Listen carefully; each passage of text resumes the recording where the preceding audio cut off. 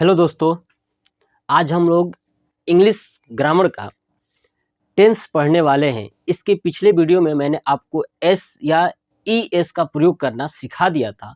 अगर आपने अभी तक नहीं देखा है, वीडियो लिंक है, मैं आपको डिस्क्रिप्शन में दे दूंगा, तो आप वहां से जाइएगा और वीडियो को वॉच कर लीजिएगा। तो चलिए सबसे पहले हम लोग पढ़ते हैं टेंस। टेंस कितने प्रकार की होती हैं और टेंस कहते किसे हैं। चलिए देखिए, टेंस को हिंदी में बोलते हैं काल। काल का मतलब क्या होता है ना, कि ऐसी घटनाएं जो या तो अभी होने वाली है, या हो गई है, या आगे होगी, इसके बारे में बताता है टेंस यानी काल। ठीक है, तो मैं आपको सबसे पहले मैं बता दूं कि टेंस को डिवाइड करने के लिए मुख्यतः दो बातें हैं। इस दो बातों के आधार पर ही हम टेंस को डिसाइड कर सकते हैं कि कौन सी बातें कब होने वाली हैं। ठीक है, यानी सबसे पहले टेंस को करने के लिए हमें दो चीज़ों की ज़रूरत होती है। एक होता है कि टेंस के लिए मुख्यतः दो बातों के होना आवश्यक है। पहला होता है टाइम। टेंस के लिए क्या चाहिए? तो टाइम। दूसरा क्या चाहिए? तो वर्क। ठीक है, यानी जब भी हम किसी काल का निर्धारण करेंगे ना, वो दो बातों पे निर्भर करेगी। एक तो टाइम और दूसरा वर्क, यानी समय समय और दूसरा कार्य। ठीक है, यानी काम। तो जो भी टेंस बताएगा, तो पहले ये टेंस में हम पता करेंगे कि किस समय में हुआ है और कौन सा कार्य हुआ है। तो टेंस मुख्यतः दो चीज़ों पे निर्भर करती है। पहला टाइम, दूसरा काल। तो टाइम कितने तरह के हो सकते हैं, आप सोच के देखिए ना। एक तो मैं अभी जैसा मैं आपको पढ़ा रहा हूँ, तो जब मैं आपको पढ़ा रहा हूँ ना, तो ये टाइम वर्तमान की टाइम है। ठीक है, अभी मैं वीडियो बना दूंगा, इसके बाद जैसे अपलोड करूँगा तो बीत जाएगी बातें, तो बीत जाएगी तो भूत की बातें हो जाएगी। ठीक है, अब अगले टाइम जब पढ़ाऊंगा तो भविष्य की बातें हो जाएगी। मतलब टाइम जो है हमेशा तीन ही होता है। कितना होता है? तो तीन। कौन कौन सा? चलिए, एक होता है वर्तमान। वर्तमान काल, यानी इंग्लिश में बोलते हैं प्रेजेंट। Present tense. ठीक है, दूसरा होता है भूतकाल। भूतकाल जिसको बोलते हैं पास्ट टेंस। तीसरा होता है भविष्यकाल। भविष्यकाल जिसको बोलते हैं फ्यूचर टेंस।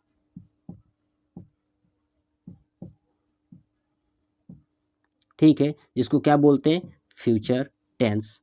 यानी जो हमारा काल है, काल जो है कि टोटल तीन तरह से हो सकते हैं। यानी प्रेजेंट में भी हो सकता है, फ्यूचर में भी हो सकता है और पास्ट में भी हो सकता है। तो मैंने तीनों को नोट कर दिया। अब आते हैं, देखते हैं कि कार्य कैसे होगा, कौन सा काम हो रहा है, कैसे हो रहा है, ये हम लोग देखते हैं। देखिए, कार्य होता है ना, ये टोटल चार तरीके से कार्य हो सकता है।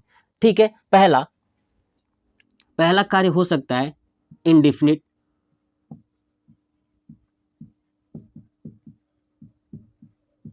इंडिफिनिट। दूसरा हो सकता है कंटिन्यूअस।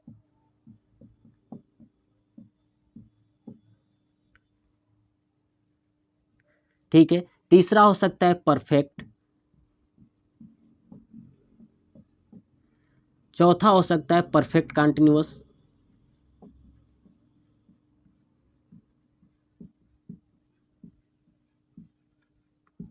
ठीक है, ये चार तरह के कार्य होती है। और इंडिफिनिट को हम बोलते हैं अनिश्चित। क्या बोलते हैं? अनिश्चित। और कंटिन्यूअस को बोलते हैं कि ये लगातार काम चल रहा है, लगातार। ठीक है, परफेक्ट को बोलते हैं कि पूर्ण हुआ, यानी कोई भी कार्य क्या हो गया? पूर्ण हो गया, तो क्या बोलेंगे? परफेक्ट। ठीक है, परफेक्ट कंटिन्यूअस को बोलते हैं कि ये पूर्ण होते हुए भी ऐसा लग रहा है कि पूर्ण होगा और चल भी रहा है, तो क्या हो जाएगा? Perfect continuous. क्लियर ना? ऐसा लग रहा है कि चल भी रहा है और पूर्ण हो गया है। ठीक है, तो दोनों में जब कंफ्यूजन होगा तो दोनों में रहेगा, तो क्या हो जाएगा? Perfect continuous. अब चलिए एक एक को समझते हैं। इंडेफिनिट क्या है? इंडेफिनिट का मतलब होता है अनिश्चित, मतलब ऐसा काम जो हम कंफर्म ये ना कर सके वो पूरा हुआ है या नहीं हुआ है, यानी अनिश्चित में रहेगा, कोई भी निश्चित नहीं होगी, वो हो जाएगा इंडेफिनिट। चलिए दूसरा आता है लगातार। कोई ऐसा भी तो काम हो सकता है ना जो लगातार अभी हम कर रहे हैं, जैसे मैं अभी आपको पढ़ा रहा हूँ तो ये लगातार मैं काम कर रहा हूँ, ठीक है ना, तो लगातार हो गया। चलिए पूर्ण, अभी मैं आपको पढ़ा के पूरा कंप्लीट कर दूंगा तो क्या हो जाएगा? पूर्ण, ठीक है। दूसरा परफेक्ट कंटिन्यूअस, ये कहता है कि आप कितने टाइम तक पढ़ाओगे, मैं जो पढ़ा रहा हूँ आपको कितने टाइम तक पढ़ाऊँगा, ठीक है। तो ये जो टाइम पीरियड है ना, और अभी मैं चल रहा हूँ, टाइम के साथ चल रहा हूँ, ठीक है, तो हो जाएगा परफेक्ट कंटिन्यूअस। क्लियर? तो हमारा जो है कि टेंस जो है कि दो तरीके से डिवाइड किया मैंने, एक को टाइम और दूसरे का वर्क। टाइम तीन टाइप की, प्रेजेंट, पास्ट, फ्यूचर, और work indefinite, continuous, perfect, perfect continuous. मैंने इन चार पार्टों में बांट दिया, यानी इधर भी तीन, इधर चार, ठीक है। अब इसी को मिला के बनता क्या है कि आपका प्रेजेंट टेंस और इन चारों पार्ट्स को लेकर प्रेजेंट टेंस का टोटल 4 टेंस हो जाता है। ऐसे ही पास्ट के टोटल 4, फ्यूचर के टोटल 4, यही हम लोग टोटल जो पढ़ाया जाता है कि टोटल 12 टेंस पढ़ना होता है। अब आपको समझ में आ चुका हो कि ये 12 टेंस आया कहाँ से। क्लियर ना? चलिए अब जो है कि टेंस पढ़ने से पहले मैं आपको कुछ बेसिक रूल्स बताता हूँ। वो रूल्स चाहे प्रेजेंट हो, चाहे पास्ट हो, चाहे फ्यूचर हो, सब में अप्लाई होगा, और ये रूल्स आप अपने दिमाग पर फीड कर लीजिएगा। उसके बाद आपको कोई भी टेंस में कोई भी दिक्कत नहीं होने वाली, ये मेरी गारंटी है। आप पूरे कोई भी किसी भी प्रकार के टेंस को आप चुटकियों में सॉल्व कर दोगे, अगर आप इस पूरे वीडियो को वॉच कर लेते हो तो। चलिए देखते हैं अब इसका रूल्स क्या है, ठीक है। वो रूल्स प्रेजेंट, पास्ट और फ्यूचर तीनों में लगेगा। तो चलिए मैं इसको हटाता हूं और देखता हूं। देखिए चलिए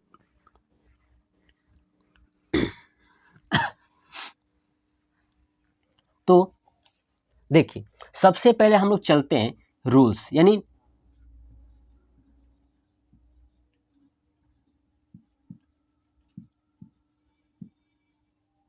नियम पे।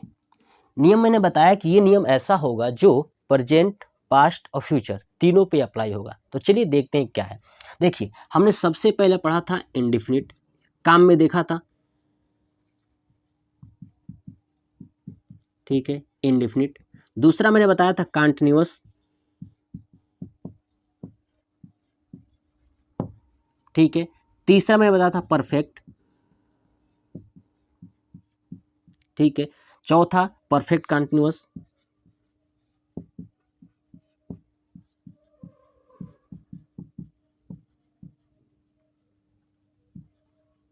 ठीक है। देखिए 4 तरीके का। तो ये चाहे प्रेजेंट हो, चाहे पास्ट हो, चाहे फ्यूचर हो, सबके लिए अप्लाई होगा। ध्यान सुनिएगा, जब आपके सामने कोई भी टेंस इंडेफिनिट का हो, कोई भी टेंस इंडेफिनिट का हो, तो उसमें हमेशा मेन वर्ब का फर्स्ट फॉर्म लगेगा। मेन वर्ब का क्या लगेगा? फर्स्ट फॉर्म लगेगा, ठीक है। और लेकिन एक अपवाद है, एक अपवाद, आप याद रखिएगा, एक ही है बस, ठीक है ना। एक अपवाद है, क्या होगा कि पास्ट इंडेफिनिट, जब पास्ट इंडेफिनिट होगा वहां पर अफर्मेटिव में केवल लगेगा मेन वर्ब का सेकेंड फॉर्म। ध्यान रखिएगा कि अपवाद में क्या है, पास्ट इंडेफिनिट के अफर्मेटिव में, यानी जिसमें निगेटिव की बात नहीं की गई होगी, उसमें केवल मेन वर्ब का सेकेंड फॉर्म लगेगा। क्लियर? तो जितनी भी इंडेफिनिट आएंगी सब में क्या लगेगा? मेन वर्ब का फर्स्ट फॉर्म। लेकिन अपवाद में क्या है? पास्ट इंडेफिनिट जिसका अफर्मेटिव में केवल मेन वर्ब का सेकेंड फॉर्म लगेगा। क्लियर ना? अब मेन वर्ब का सेकेंड फॉर्म लगेगा, फिर बाकी में क्या लगेगा? First form. क्लियर? चलिए देखिए आते हैं कंटिन्यूअस। कंटिन्यूअस के लिए आपको याद रखना है कि इसमें मेन वर्ब का फर्स्ट फॉर्म तो लगेगा ही लगेगा, उसके साथ आईएनजी लगेगा, चाहे कोई भी हो, प्रेजेंट हो, पास्ट हो या फ्यूचर हो, कोई भी हो तो इसमें आईएनजी जोड़ेंगे। ध्यान रखिएगा कंटिन्यूअस जब भी रहेगा तो क्या जोड़ेंगे?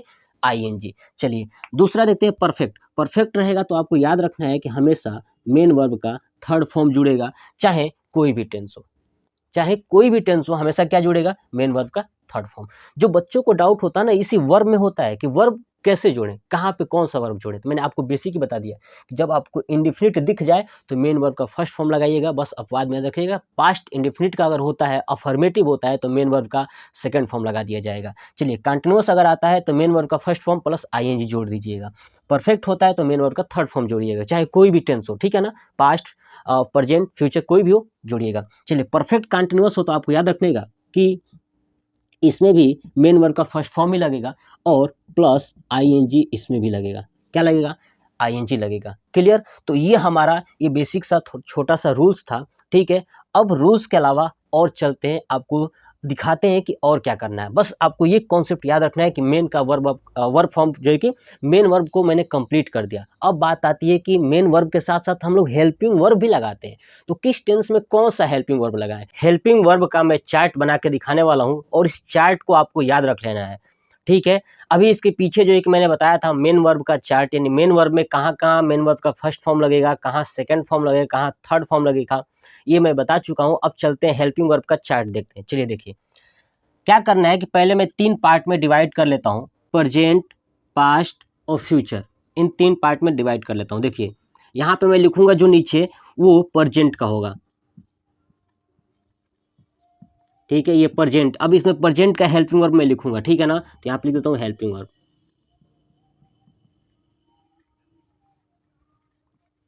चलिए, अब दूसरे पार्ट में लिखेंगे पास्ट और यहाँ पे लिखने वाला हूँ पास्ट का हेल्पिंग वर्ब।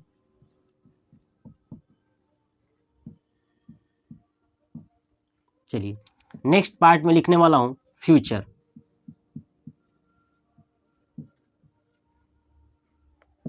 ठीक है, और इसमें रहेगा हेल्पिंग को, इसमें मैं लिखने वाला हूँ हेल्पिंग वर्ब।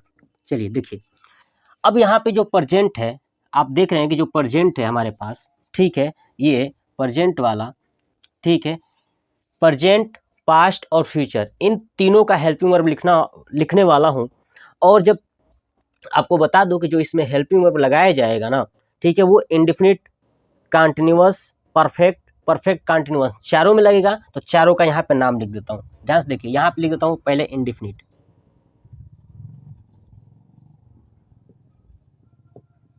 ठीक है, इंडेफिनिट, ठीक है। दूसरा कंटीन्यूअस,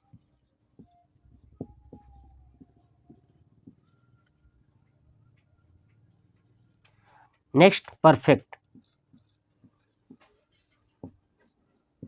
और उसके बाद लिखता हूँ परफेक्ट कंटीन्यूअस।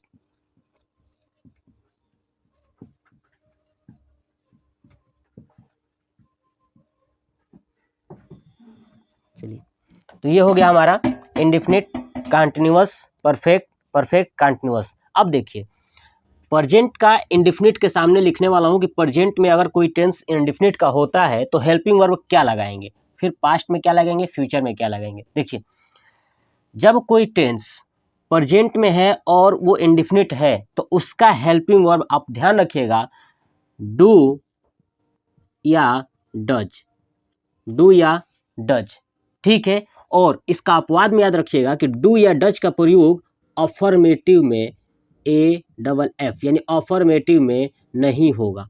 अफर्मेटिव के बाद निगेटिव, ठीक है ना, निगेटिव में, इंट्रोगेटिव में, डबल इंट्रोगेटिव, WH फैमिली जो भी है उसके बाद लगेगा। डू या डज का प्रयोग प्रेजेंट में इंडेफिनिट में होगा लेकिन अफर्मेटिव में नहीं होगा, यानी ऐसा टेंस जिसमें सकारात्मक चीज हो। तो क्या प्रयोग होगा, तो ध्यान रखिएगा, इसी के नीचे मैं कर देता हूं, इसमें होगा एस या ES का प्रयोग। किसका प्रयोग होगा, एस या ES का प्रयोग करेंगे, किसमें, तो वर्ब में। ध्यान रखिएगा, वर्ब में प्रयोग करेंगे एस या ES का। चलिए, पास्ट, जब पास्ट में होगा तो किसका प्रयोग करेंगे, तो ध्यान रखिएगा डिड का।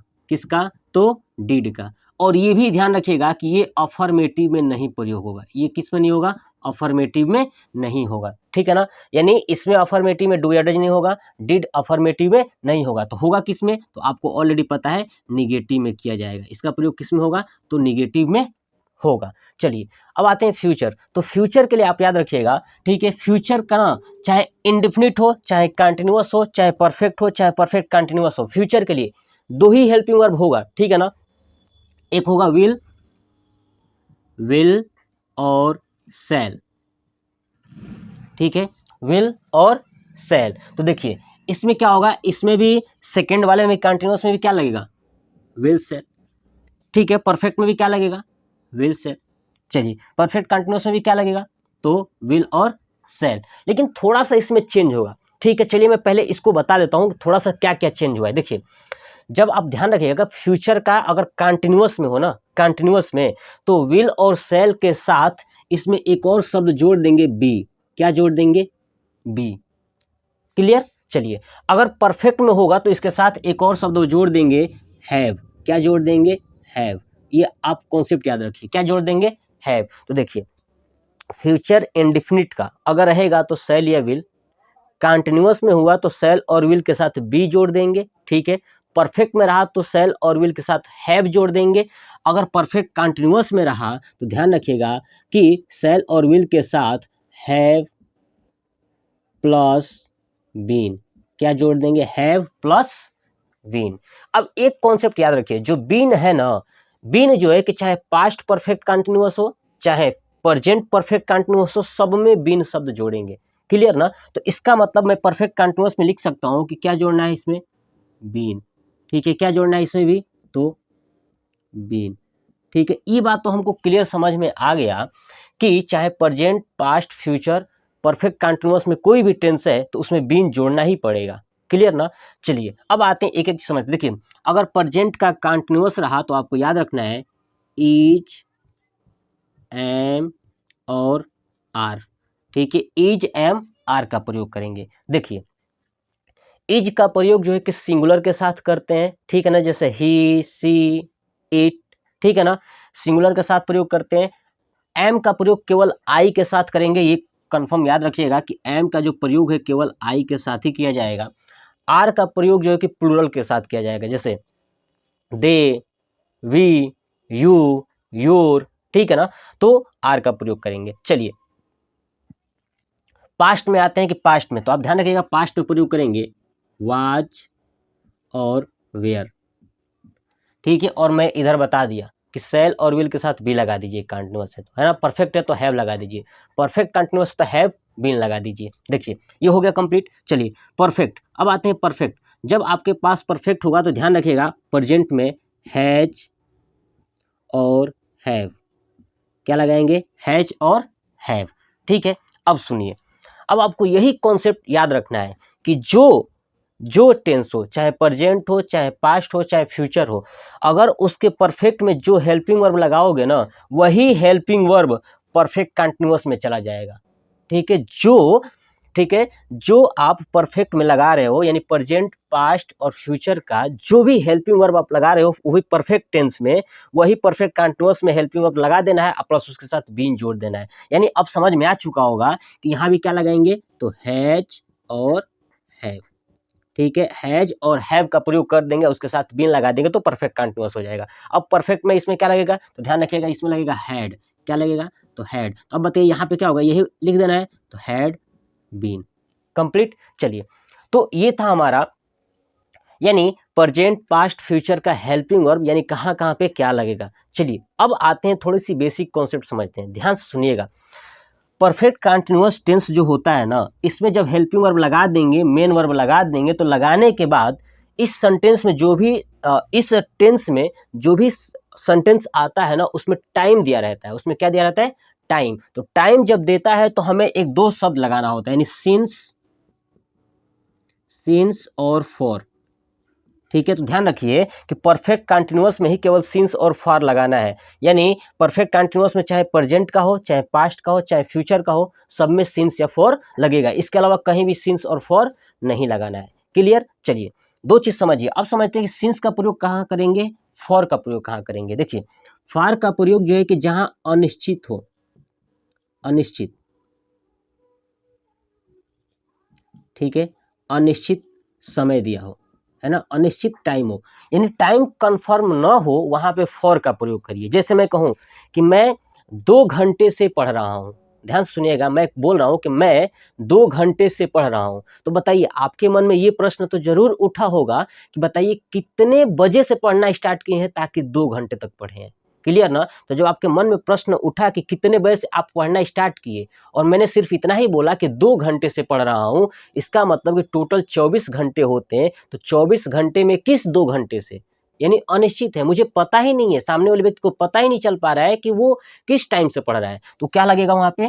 फॉर। और जहाँ पे पता चल जाए, निश्चित हो जाए, जहाँ पे क्या हो जाए? निश्चित हो जाए, निश्चित समय हो जाए, तो ध्यान रखिएगा उसके साथ लगेगा हमेशा सिंस। जैसे मैं कहूँ कि मैं 2 बजे से पढ़ रहा हूँ। अब ध्यान से सुनिए, मैं 2 बजे से, तो मैंने कंफर्म बता दिया कि मैं 2 बजे से ही पढ़ रहा हूँ। अब आपके मन में डाउट हो सकता है कि 2 बजे तो 2 बार आती हैं, 24 घंटे में कितनी बार आएगी? 2 बार आएगी, एक दोपहर में 2 बजे, एक नाइट को 2 बजे। तो क्या ये कंफर्म है?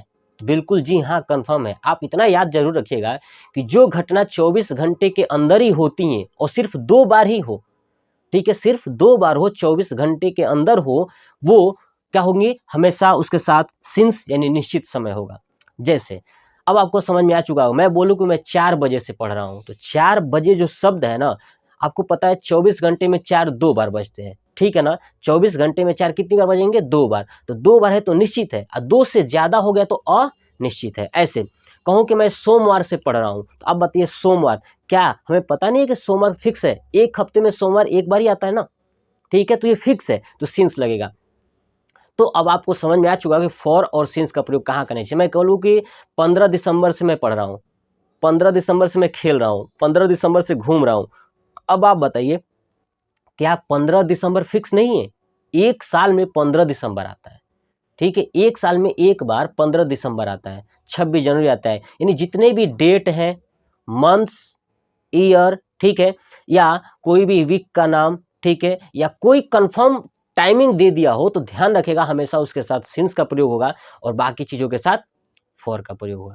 चलिए दूसरा कॉन्सेप्ट समझते हैं कि अब आते हैं कि यहाँ पे हैज का प्रयोग कहाँ होगा। तो ध्यान रखिएगा, हैज का प्रयोग सिंगुलर के साथ होता है। किसके साथ? सिंगुलर के साथ। और हैव का प्रयोग प्लूरल के साथ, ठीक है, हैव का प्रयोग किसके साथ? प्लूरल के साथ। और हैज का प्रयोग सिंगुलर के साथ। हैड का प्रयोग देखिए, ध्यान रखिएगा कि हैड का प्रयोग जो है कि दोनों के साथ होता है, चाहे सिंगुलर हो चाहे प्लूरल हो। चलिए इसमें वाज का प्रयोग करिएगा, ध्यान रखिएगा सिंगुलर के साथ। किसके साथ? सिंगुलर के साथ। और वेयर का प्रयोग प्लूरल के साथ, ठीक है। दूसरी चीज, एक 100% कंफर्म याद रखिएगा कि वाज जो है कि आई जो है कि भले ही प्लूरल है, लेकिन उसके साथ हमेशा वाज आएगा। हमेशा क्या आएगा? वाज आएगा, ये ध्यान रखिएगा। चलिए अब आते हैं विल और सेल। विल और सेल, चलिए यहाँ पे देखिए, हेड का प्रयोग सिंगुलर और प्लूरल के साथ ही हो जाएगा। यहाँ पे मैंने ऑलरेडी बता दिया, जब ऊपर पता चल गया तो नीचे वाला समझ गए हैं आप, ठीक है। चलिए आते हैं विल और सेल। चलिए आप ध्यान से इस बात को नोट करिएगा कि विल और सेल का प्रयोग कहाँ करेंगे। देखिए मैं यहाँ पर लिखता हूँ, देखिए आई और वी, ठीक है, आई और वी, और बाकी एनी कोई भी हो, ठीक है, ध्यान रखिएगा, एनी कोई भी सब्जेक्ट हो और एक आई और वी सब्जेक्ट हो। तो ध्यान रखिएगा जब भी आई और वी सब्जेक्ट होगा उसके साथ हमेशा सेल आएगा। हमेशा क्या आएगा? तो सेल आएगा, ठीक है। और बाकी जो भी होगा उसके साथ हमेशा क्या लगाइएगा? तो विल लगाइएगा। लेकिन बात यहाँ तक निश्चित नहीं है, यहाँ तक दिक्कत ये है कि कभी कभी ये चेंज होता है। अब कैसे चेंज होता है? मान लीजिए कि कोई ऐसा सेंटेंस दे दे जिसमें किसी सेंटेंस के ऊपर या जिसमें उस पर्सन के ऊपर दबाव बनाया गया हो, तो तुरंत इसको चेंज कर देंगे। ध्यान रखिए, जब दबाव बनाया जाएगा तो चेंज कर देंगे, ठीक है ना। यानी जब कोई ऐसा सेंटेंस हो जिसमें दबाव बनाया गया हो, तो उसमें आई और वी के साथ विल का प्रयोग करेंगे और बाकी के साथ सेल का प्रयोग करेंगे। और नॉर्मल सेंटेंस में आई और वी के साथ सेल का प्रयोग करेंगे। और एनी कोई भी हो, कोई भी चीज़ हो, चाहे प्लूरल हो चाहे कुछ भी हो, बस आई और वी को छोड़ के समझ जाइएगा उसके साथ क्या लगेगा? तो विल लगेगा। अब आते हैं कि इसका कैसे चेंज होगा। देखिए नॉर्मल सेंटेंस में बताता हूँ। चलिए अब हम लोग क्या करते हैं कि एक एक का एग्जाम्पल समझेंगे। पहले मैं बताता हूँ प्रेजेंट का, ठीक है। प्रेजेंट में इंडेफिनिट कंटिन्यूअस, परफेक्ट कंटिन्यूअस का एग्जांपल बताऊंगा, फिर पास्ट का, फिर फ्यूचर का। तो इसके लिए मैंने सोचा है कि नेक्स्ट पार्ट में इसका एग्जांपल्स लेके आएंगे। तो आपको ये चीज़ें जानकारियाँ कैसी लगी, बस इतना ही जितना मैंने बताया इतना आप तैयार कर लिए तो पूरा टेंस आपके चुटकियों में यानी मुट्ठी में होगा। और टेंस कोई हार्ड नहीं है, बहुत ही ईजी है, बस आप समझिए और हमारे वीडियो के साथ बने रहिएगा। पूरा अभी इसके पिछले वाले में एस या ई एस का प्रयोग करना सिखाया है, अभी मैंने सिखा दिया कि टेंस कैसे बनाएंगे। इसके बाद धीरे धीरे मैं पार्ट्स ऑफ स्पीच यानी active voice, passive voice, direct, indirect, all to all, letter, सब कुछ लिख के आने वाले हैं, ठीक है। एप्लीकेशन वगैरह सब कुछ कैसे लिखते हैं, ठीक है। तो आपको ये वीडियो कैसा लगा प्लीज़ कमेंट बॉक्स में कमेंट करके जरूर बताइएगा। जय हिंद, जय भारत, वंदे मातरम।